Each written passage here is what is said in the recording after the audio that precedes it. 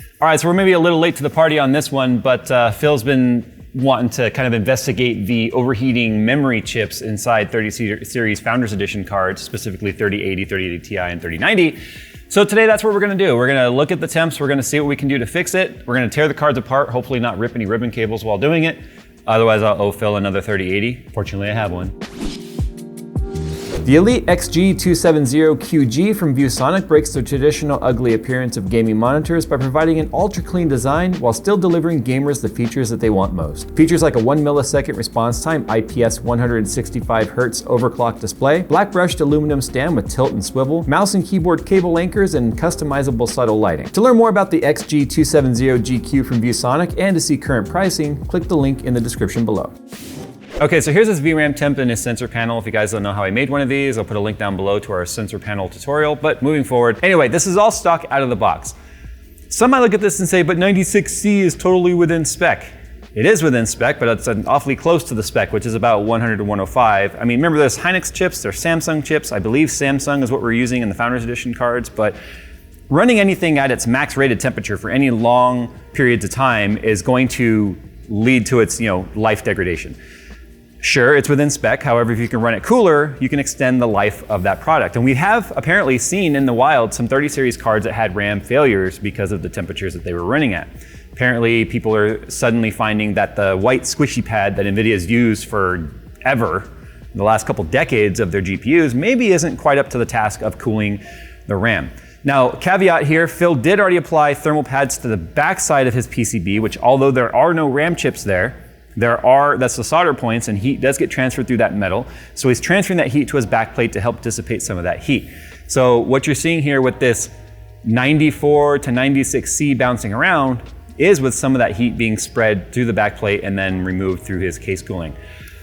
Mine, on the other hand, over here, chips on the front and on the back, and my temperatures, although GPU core and hotspot are lower than his, my RAM temperature is continuously bouncing at 100C. This is also all stock except for the power limit. Wow, that is toasty. I wish I had my thermal camera kind of going right now. That is very hot. So when it comes to the amount of temperature now, the 3090 is also in its best case scenario because of the fact that it's on an open air test bench. So you can imagine if it were an enclosed case, it would probably go even higher than that, and then we'd start hitting to where we are gonna start getting, when RAM gets too hot, it's a lot like an NVMe SSD, where you'll start to get these weird clock speed fluctuations to try and cool it down. And if your RAM speed is constantly fluctuating all over the place, that can lead to things like micro stutters, pauses, other long-term stutters, or just jitterness in your gaming. So we are looking for cooler than 94/96, because that's where his is bouncing, or 100C on mine. All right, so these little guys right here are magnetic that stick in there. So I just take some tape. Oh, we got all but one. There we go. So that way we don't lose them, they're stuck to the tape now.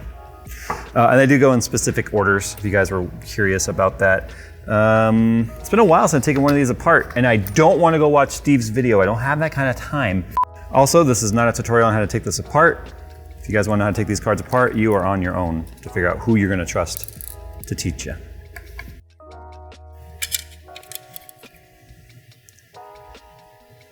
Okay, that's a lot of power delivery on the backside. So here's the memory chips in the back, as we were talking about right here. And these are way thin, and these are also the fabric type. Basically, they're a fabric that's kind of like infused with like a thermal paste kind of a deal. If anyone's curious as to why these retention plates exist again when they haven't been on NVIDIA cards in forever, it's because with the size of the die, 3090 die and 3080 are bigger than they've been in a very long time. The only way they could get enough proper tension to get good cooling was to start using these retention brackets. See how I kept my finger on that so it didn't fling? So something people need to be cognizant of. Think of it as like a leaf spring in a truck.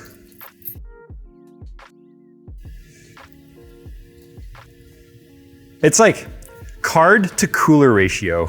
Look at the die pattern. It's not bad. There's a spot that wasn't touched at all. Look at the cooler. It's dry there and dry there. And it's also very flaky. Look at that. Wow. All right, let me get this thermal paste off. Let me get this grease all cleaned up. Let me get these thermal pads off, and then we'll start replacing these thermal pads. Normally we would apply the pads directly to the graphics card. We're doing water blocks and stuff. However, the stock cooler here, as you can see, has these raised areas that are also machined. There's still some stuff on that one. That's machined, which is a perfect template for us to know where to put pads. So I'm gonna put pads everywhere you see this gray, which will make things a lot simpler. We're using the 2mm pads that we use on our EK water blocks. I'm a little concerned that if these pads are too thick, that they're gonna keep the GPU die from making good contact. However, we've already watched other folks do this with 1.5mm, 2mm, and 2.5mm. So we're gonna go 2mm on the face. Seeing how thin the ones were on the back plate, I think I'm gonna be fine with 2mm across the board. They will squish. If I see any sort of negative temperature improvement in terms of it goes hotter, then we know that the pads might be too thick and are causing it to stand off so that the GPU die is not making good contact with the cold plate right here that's attached to the heatsink. So before we button this up, and we're not gonna bore you guys with doing the same thing on the 3080, it's just the 3080 won't have as much as this going on in the back. I mean, maybe it will. Phil already did thermal pads. did you do these too? Like the... No, I just left this on. I just okay. The RAM on. If we have enough pads, we'll see if we can get the back sides of the power delivery cooled. But anyway, all cleaned off from here. You can see the indentations where they were expecting stuff to be cooled. So they just put like a, right? So we'll see how well this works. All right, so here's what we're dealing with. I changed the pads again off camera because these pads were too thick, which just like I was worried might happen, it was causing the cold plate to not touch the die fully, which meant we under load immediately had the hotspot go to 105C, which made the fan go to full speed. It fully throttled itself, so I took these off. I then switched the 2mm pads to the 1mm pad. Our core temps are amazing. This is near water block temps. Our hotspot is at 67. So 10C difference between our GPU temp and our hotspot, but our RAM is still at 100C. It'll actually go as high as 104 at times, sometimes 102. So now we're thinking that the 1mm pads might be slightly too thin. The problem is, I don't have any 1.5mm pads that I know of. I'm running out of pads to do this with, and then not or have enough left to do fills. All right, so with enough trial and error, getting the height set just right and even stacking some pads, we've got some improvements here. My memory is bouncing between 86 and 88. The longer the test runs, it does start to climb, as you might expect, because the fan curve is maxing out at 59, so eventually the curve, it does start to go above it. But from 100C, or that previous run like you guys saw, but up to 104C, that's about a 20C drop from there. 59C on the core, 69 on the hotspot on the core. So there's definitely an improvement to be had. Now that we've figured out the proper height, we can go ahead and do fills. The core temperature drop though, I firmly believe that's the Kingpin paste right there, because the paste you guys saw, I was having to scrape it off. It was super cementy. Oh, I also had to use really thick pads on the back plate.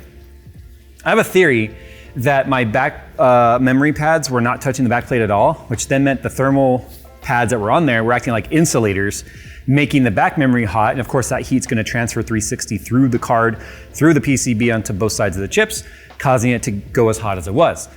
But still, 60C on the core, 70 on the hotspot, 86 on the RAM.